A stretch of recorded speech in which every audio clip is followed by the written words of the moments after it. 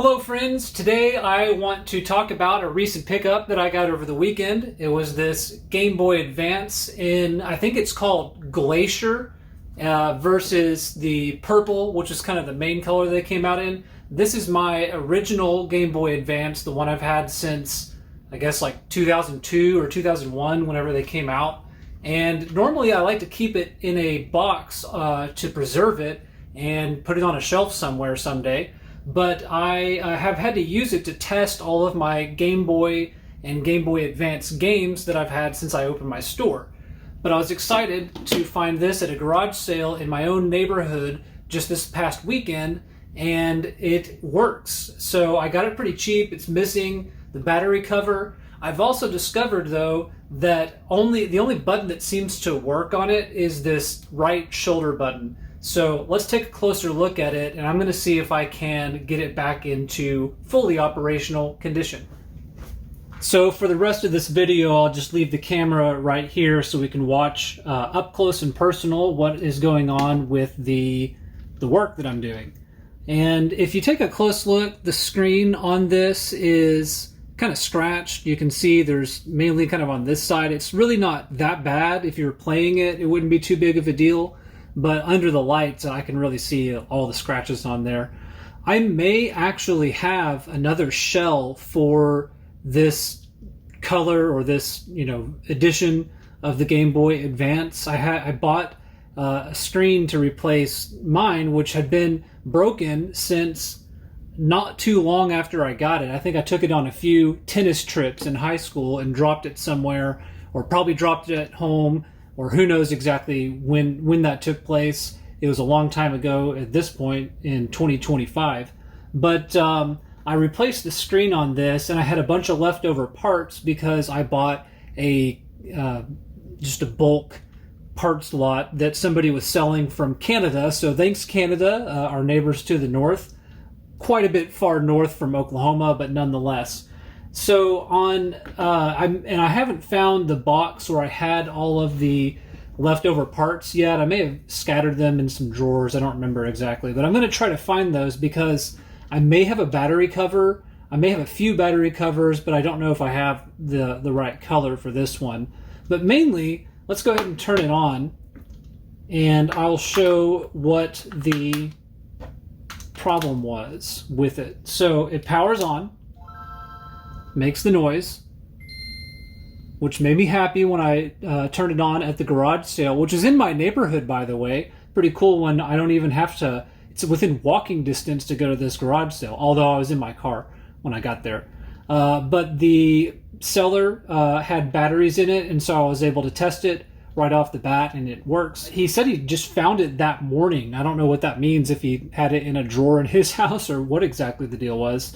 But he sold it for $30 because it was missing the battery cover. And as I discovered, the button's kind of sticky. It seems like all the other buttons want to work just fine. But if you look closely inside, you can see that there's some dust. And, we used to put these things in our pockets and take them everywhere because it's a Game Boy and that's what you're supposed to do with them. But nowadays, they're more or less a collector's item. But here's what happens when we plug in F1 Race, which is, by the way, it's just a Game Boy game. It's not even a Game Boy Color game, but I find it interesting that it boots up with the Game Boy Color look. And there is actually color in here. This has got black, white, and red. So if I try to do a Grand Prix, well, okay, the up and down, the D-pad looks like it works.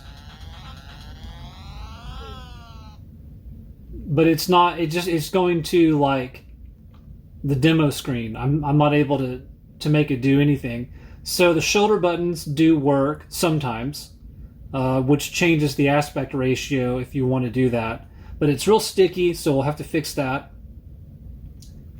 And I can't seem to get it to like go to the menu. I don't know why that is. So what I want to do is we're going to open it up.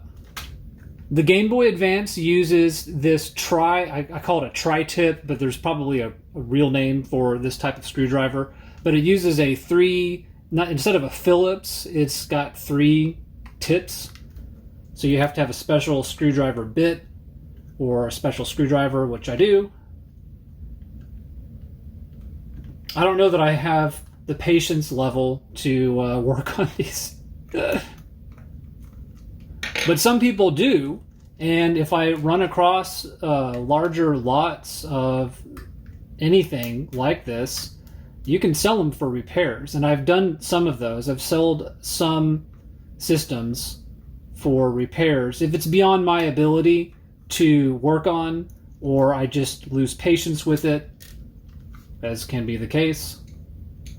And I still have, if you caught any of my videos last year where I think I talked about them, I have some PlayStation 4s that all need various levels of repair. And I think I fixed one of them, but then the other one, I've got an HDMI port that all it needs is the HDMI port to be repaired.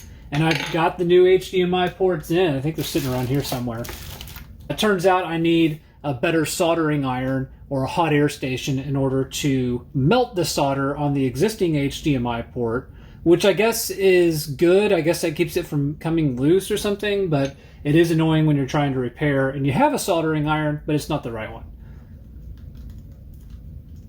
So let's see how easily this wants to come apart, which may be a little bit stuck just due to having some grime in there. Let me use a tool. Oh. There's a little spider web inside this other hole here. There are 2 more screws. It was like a year ago at this point when I opened up the other one, so I just didn't even remember.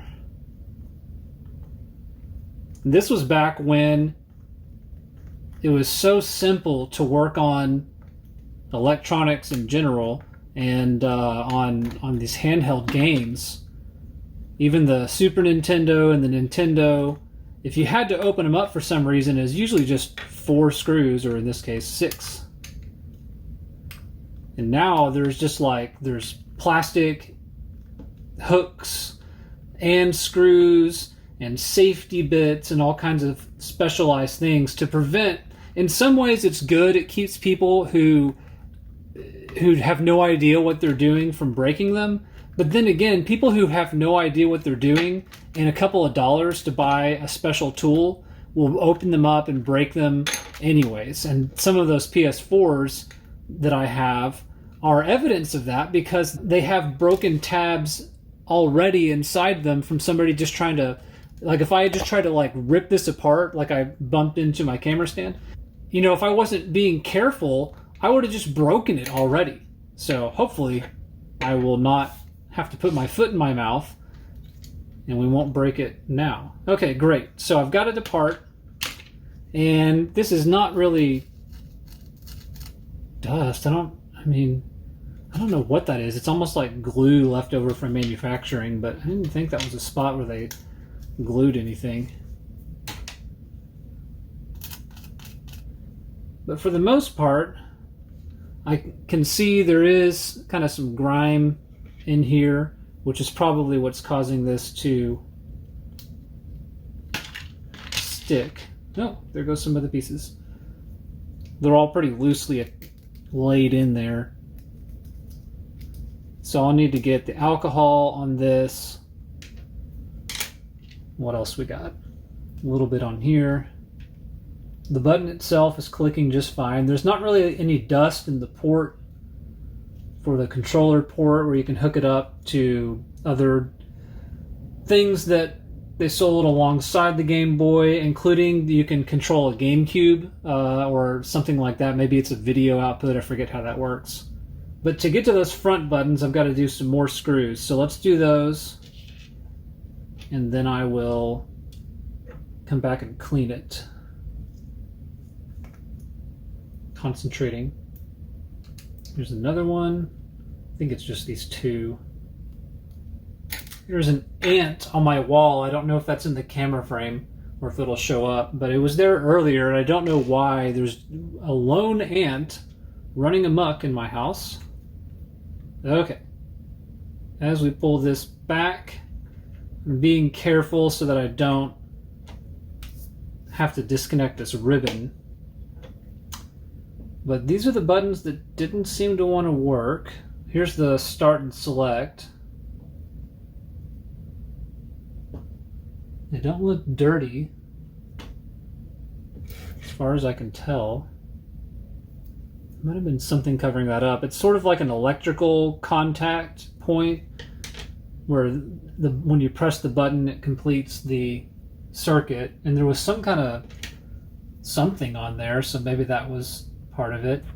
There's like a little bit of residue of some kind here. And I don't know why that is. And you can see some dirt on the D-pad surround as well. So I'll address that. See a little bit of goop here. So this probably is going to be why it wasn't working so great. If so, it's a free fix. I don't see anything on here though. So I don't know why this wouldn't have been working. Like if anything you'd think it would be here, but this just to me looks like flux from the board being soldered. And I don't see anything that looks like corrosion anywhere. So we'll see. I don't really know any details about particular problems with the Game Boy. The main thing was just the screen's not, getting cracked. So let me clean this up a little bit and I'll come back, put it back together, and then we'll see if there's any improvement. Okay then, that was not too bad. I just had to do a little bit of extra elbow grease kind of work on, you can see on the shoulder, hopefully. I'm trying to look through the camera too to make sure I'm in a good spot. I've cleaned up the gunk that was there, and it really wasn't sticky like I thought it would be, but it was caked on pretty good. It's almost like it was glue or something that got in there. Anyways, whatever it was dried out pretty good, and I think it might have just been jamming it in the small, the low clearance region that it has to go through, and maybe that's what was causing it to stick. Beyond that, I didn't really see anything else. I cleaned up this D-pad area here, and it should be, I think that's the way that it was. It's at least lined up. But I'll know when I try to reconnect it, because there's these little holes that should line up. Pretty ingenious design, if I do say so. Nintendo did a good job. And then I just did some minor cleanup. It's kind of stained almost. It almost seems like it needs to be retro brighted, which is not something I really want to do, but I do have more of these. I have like replacement pieces for the shoulders and everything else. I didn't see any issues on the A and B buttons either. So I'm thinking maybe the reason that they didn't seem to do anything was just because I didn't get into the game itself. These older games, you press the start button. On a lot of newer games, you press the A button or X or whatever it is on your various consoles. And so maybe that's why. But beyond that, I didn't see a lot of issues at all. I didn't see any like dust buildup or anything. There's a crumb there. I think my own Game Boy was in dustier condition than this one was when I opened it up and cleaned it up. So, I think I've got everything that's needed there. Of course, the buttons are falling out because I'm doing it backwards, but I'm doing it backwards because it's going to fall off the other way. If I try to do it that way. Okay, there it goes. It just needed to sort of line up a little bit better. So it looks like we're good. Okay, now I've got to put the shoulders back on. It's the right shoulder. Feels about right. The left shoulder. Can feel it clicking. And then I can see a little bit of this on here too. Let me use some alcohol to clean that up.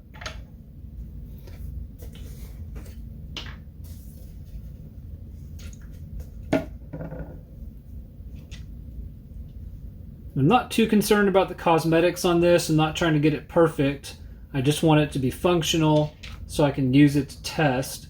And then down the line, if I start running across more Game Boys, which quite frankly, I don't. When I'm out doing garage sales, certainly not at thrift stores, I just don't see these. I don't know where all these people with YouTube channels like mine have they just run into these Game Boys.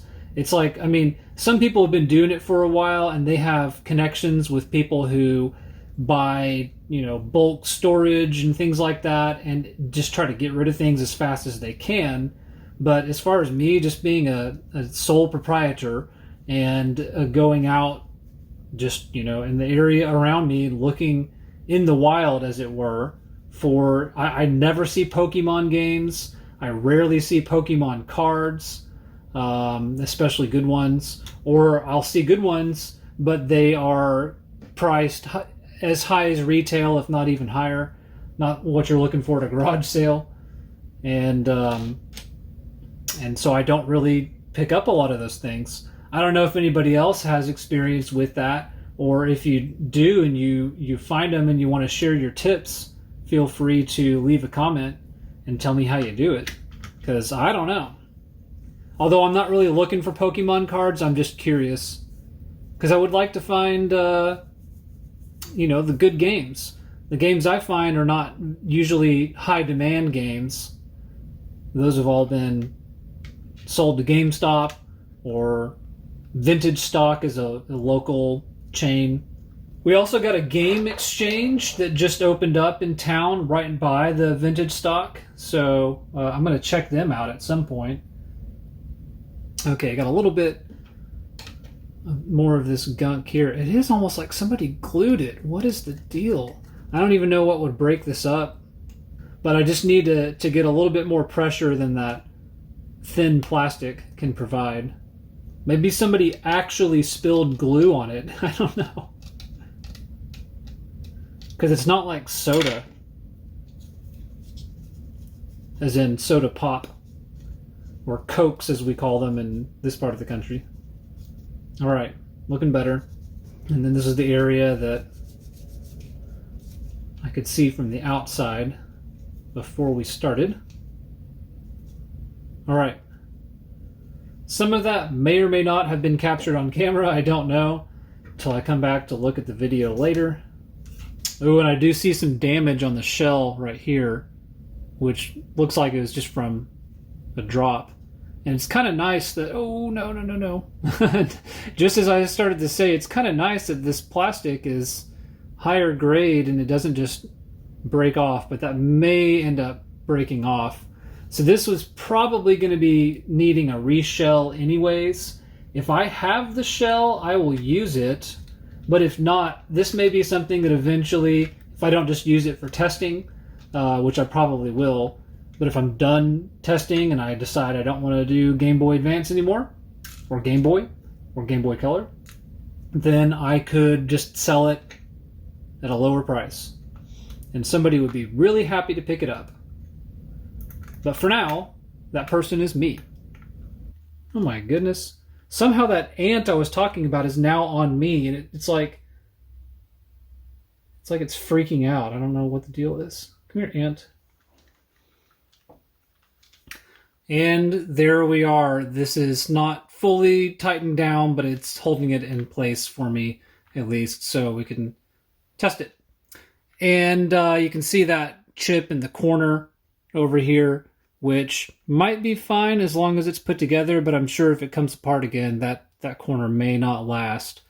And I hesitate to even use like a JB plastic weld or some kind of adhesive glue, because I don't think you could really get much adhesion there without putting so much in that it's going to make the corner look uglier.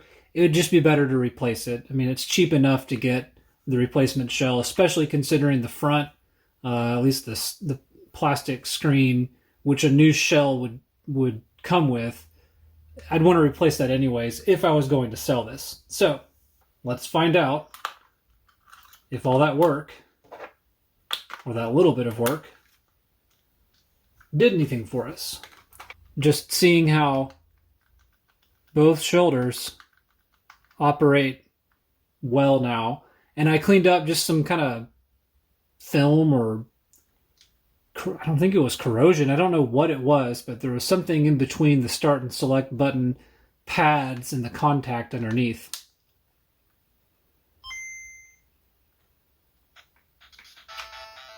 Okay. What do you know? It's now working.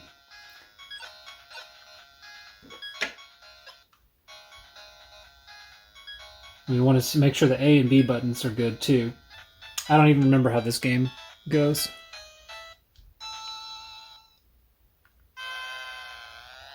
Yep, we're good.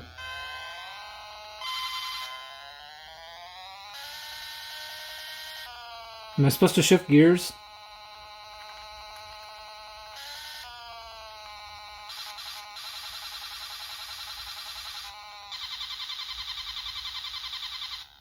Okay, we're back in business on this Game Boy.